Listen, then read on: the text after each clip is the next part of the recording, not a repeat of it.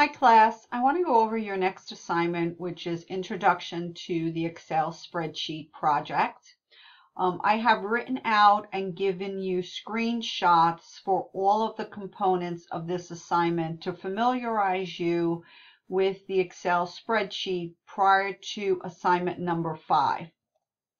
When you open up Excel, you are given lots of different choices of which workbook you want to open up, depending on what edition of Excel that you have. The workbook that you want is the blank workbook. You click on that, and this provides you with the basic Excel spreadsheet. Again, similar to what Microsoft does, is it has the ribbon on top for you to change each tab to find different items. We start out on the home page. Okay, one of the advantages of using an Excel spreadsheet is that you can have multiple sheets in one file. And if you look down here, you'll see where I have sheet 1, and you should only have both assignments on sheet 1. I do not want you to create additional tabs, such as sheet 2 or sheet 3. So please keep in mind, everything should be done on one sheet. So I'm going to bring this back up to the ribbon at the top, and you're going to create various different things by entering data into a spreadsheet. So the goal of this project is to enter data into the spreadsheet and then insert a chart. And there are 4 different charts that you can use in Excel: a column graph, a bar graph, a pie graph, or a line graph. And you'll see more of that as we move through the assignment. Okay, so step 1 of this project was to get this far, and your cursor should be in box A1, which is right here. You'll see that it's highlighted. The second step is to begin to fill in the worksheet, and the first thing you're going to do is to type the title of your worksheet project. I already did, so I'm just going to paste it in, and the name of the title is Both Parents Should Get Parental Leave. You can highlight this by, just like you would in a Word document, by highlighting this, and then we want to make the title bold. You can just click on the bold.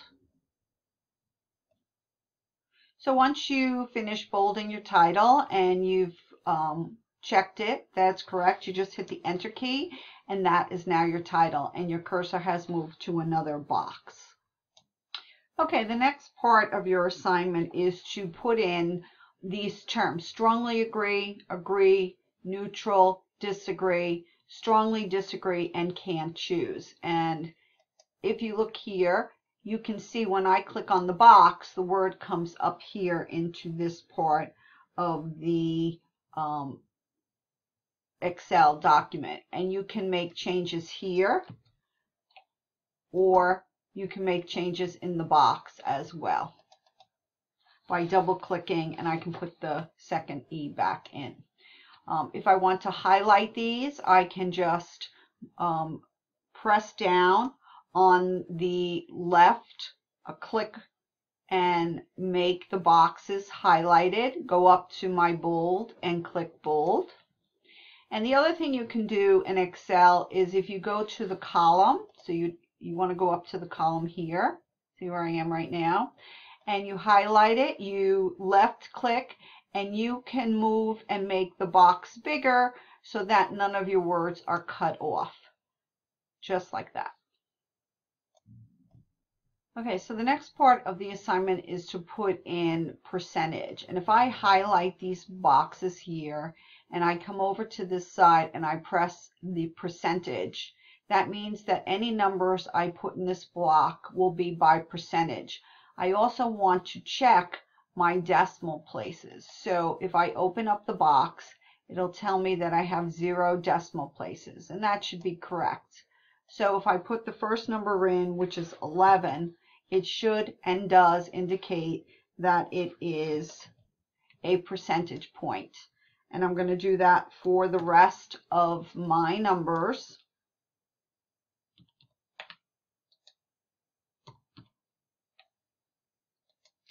And the other part of the assignment is also to center these. So in order to center, again, you left click, you highlight the area you want, and you go up to, remember, this is align left, align right, and this is center, so all of my numbers become centered. Now that we have all our data in place, we want to go and create our chart. So we go and we take in the two columns from strongly agree at 11% all the way down to can't choose at 3% by left clicking on my mouse and highlighting the area. Then I go up into insert because we're going to insert a chart. And we come over here to where it is columns and we click on the insert column and we get several options. Your instructions tell you to use the 2D column, and right as I move my mouse on there, you will see where my picture comes up, my actual chart. So I click on that, and here I have my chart. Now, as you can see, it's outlined here. So that means I can make it bigger, I can make it smaller, and as my mouse turns from the plus to where they're all arrows, I can also move it closer to where I want it to be. Okay. Now the chart title, we know that we have a different title for this. We can go up here, we can right click, copy the name, come back here under chart. We're going to backspace to get rid of what is existing. I'm going to right click and put my chart name. Okay, so in this box here, I've typed in that both parents should get parental leave as my title for my chart. You can click in the box and change the type if you choose to, and I've also bolded it by highlighting it and going up to the bold. Okay, if you click on the outskirts of the chart, you'll see that three little icons come up. The first icon allows you to add additional labels or take things away. The boxes that are checked, these are our axis, our chart titles, and our grid lines. We can change things, for example, like a trend line. If I was to click this box, it has added this dotted line to show you the trend. All right, we're going to take that out.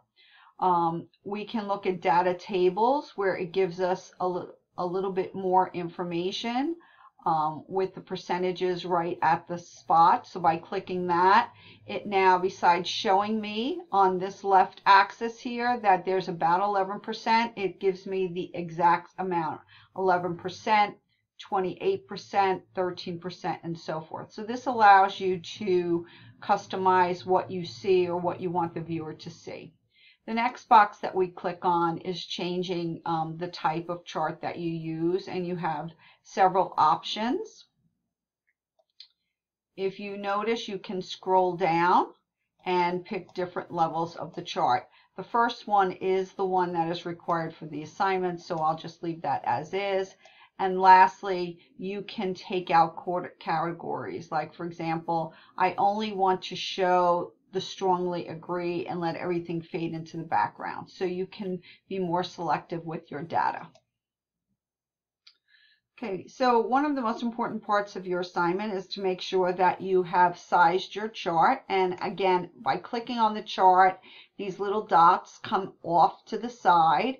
You can move in by using your mouse by left clicking, and you can move it out. And you were asked to make sure that it's in landscape, that it fits into your chart correctly, and that it has a normal margin, just like you would on a regular page. You've been asked to do a sum because one of the good things about Excel is that it allows you to do items such as add, subtract, percentage. So I'm going to move the screen up so that if you this is the box I want my total to be in, and I need it to go all the way up to the top, and I did that by left clicking. And if you come up to the ribbon on the home, and you come all the way across and you click under auto slide, you'll see that you have several different types of selection. So we want to sum the numbers. So all we do is click on sum, and that will add the numbers, which brings us to 100%, and that's what you're supposed to see on the slide. The other part is changing the colors of your slide. So instead of clicking on with the left mouse on the outer side, I want to change these types of columns into different colors, so I click on this. And once I click to highlight the inside of the box, I go up to my ribbon and I click on design. And what happens is it lets me change the color. So by clicking on the change colors, I can select various colors choices that I'm going to use with my box. And the goal was to change it to orange and so on.